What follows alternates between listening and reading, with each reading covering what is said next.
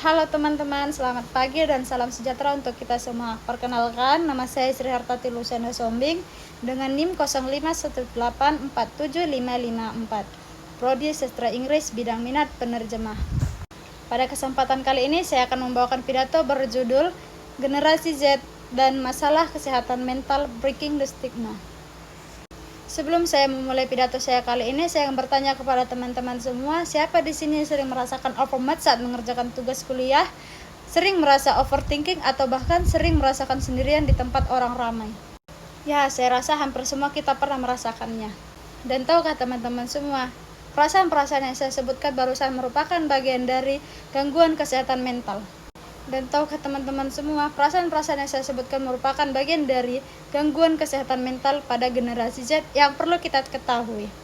Mari kita lihat fakta yang ada. Menurut dari data World Health Organization, mengatakan secara global, 1 dari 7 remaja yang berusia 10-19 tahun merasakan gangguan kesehatan mental. Itu artinya, di dalam ruangan ini yang berisi 100-200 orang, ada kemungkinan 15-30 orang di antara kita sedang berjuang dengan masalah kesehatan mental. Namun, salah satu tantangan terbesar yang kita hadapi adalah stigma negatif terhadap masalah kesehatan mental. Seringkali, mereka yang mengalami gangguan kesehatan mental merasa malu atau takut mencari bantuan orang lain. Berdasarkan dari data National Alliance on Mental Illness atau NAMI, sekitar 60% anak muda dengan gangguan mental tidak mencari bantuan profesional karena stigma tersebut. Ada 3 hal penting yang akan saya bagikan kepada kita semua yang ada di sini. Yang pertama, realita kesehatan mental generasi Z di kalangan kita. Teman-teman, generasi kita adalah generasi yang unik. Sebab apa? Kita tumbuh di generasi digital, di mana informasi ada di ujung jari. Tetapi pada saat yang sama, kita juga mengalami tekanan yang belum pernah dialami oleh generasi sebelum kita. Karena apa? Karena kita adalah generasi yang harus bersaing di dunia akademik yang semakin kompetitif. Yang kedua, karena kita akan menghadapi ekspektasi tinggi dari keluarga, masyarakat, dan bahkan dari kita sendiri. Bahkan kita dengan secara terus-menerus sering membandingkan diri kita kepada kehidupan yang sempurna yang kita lihat di media sosial. Dan di umur sekarang kita berada di fase dunia kerja yang penuh ketidakpastian. Dan bahkan, kalian tahukah dampak dari itu? Menurut American Psychological Association, penggunaan media sosial yang lebih dari 3 jam per hari meningkatkan risiko masalah kesehatan mental pada remaja hingga 2 kali lipat, termasuk gejala depresi dan kecemasan. Sekarang coba kita pikirkan, ada berapa jam yang kita butuhkan sehari untuk scroll Instagram, TikTok, atau Twitter? 3 jam? 4 jam? Atau lebih? Media sosial memberikan kita koneksi, tetapi juga menciptakan perbandingan yang tidak sehat. Seperti contohnya, kita melihat teman kita yang traveling ke Eropa, atau teman kita yang mendapatkan IPK 4.0. Inilah yang perlu kita ingat. Kesehatan mental yang terganggu bukan kita yang lemah. Ini adalah respon normal terhadap situasi yang menantang. Yang kedua, mengenali tanda-tanda masalah kesehatan mental. Tanda-tanda kesehatan mental pada seseorang atau teman kita dapat melihat dari pola tidur yang signifikan, seperti terlalu cepat atau terlalu lambat. Kehilangan minat pada aktivitas yang dulu menurutnya menyenangkan, merasa lelah secara terus-menerus, sulit berkonsentrasi atau sulit membuat keputusan.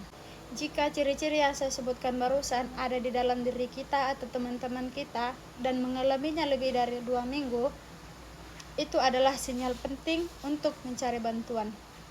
Pastinya kita sering merasa takut atau bahkan malu untuk meminta bantuan dari orang lain. Karena apa? Karena kita takut dicemooh oleh pertanyaan-pertanyaan. Kalau ke psikolog kamu berarti gila. Masalah kesehatan mental itu cuma pikiran, gak nyata. Kamu cuma perlu lebih kuat, jangan lemah. Curhat ke teman aja, ngapain bayar konseling mahal-mahal? Sering kan? Nah, narasi-narasi itulah yang perlu kita ubah. Pergi ke psikolog sama seperti pergi ke dokter gigi ketika gigi sakit. Tidak ada yang salah. dengan mencari bantuan profesional. Justru itu adalah tanda kekuatan, bukan kelemahan. Dan poin yang terakhir atau poin yang ketiga, bagaimana cara kita untuk menjaga kesehatan mental pribadi, yaitu set boundaries atau membuat batasan dengan media sosial, membatasi screen time, dan unfollow akun yang membuat kita tidak merasa cukup. Ingat, media sosial adalah highlight reel, bukan kehidupan nyata. Selain dari hal-hal yang saya sebutkan tadi, ada beberapa poin yang dapat kita lakukan dalam melakukan self-care rutin, yaitu tidur yang cukup selama 7-9 jam, olahraga selama 30 menit atau 3 kali dalam seminggu, journaling untuk mengekspresikan perasaan, melakukan hobi yang kita suka, memelihara hubungan dengan keluarga atau teman dekat, bergabung dengan komunitas yang positif, dan jangan ragu untuk berbagi perasaan dengan orang yang kamu percaya. Cari bantuan profesional jika dibutuhkan. Manfaatkan layanan konseling kampus. Gunakan layanan telepon atau chat konseling online. Dan yang terakhir, konsultasi dengan psikolog atau psikiater. Mulai hari ini mari kita ganti kalimat, kamu terlalu sensitif. Kita ganti menjadi, gak apa-apa kok, aku ngerti kamu lagi berjuang. Ingat teman-teman, kesehatan mental adalah hak, bukan kemewahan. Mencari bantuan adalah kekuatan, bukan kelemahan. Maka dari itu, mari kita ciptakan lingkungan di mana tidak ada lagi orang yang merasa sendirian dalam perjuangan mereka. Berbicara tentang kesehatan mental sama normalnya dengan berbicara tentang kesehatan fisik.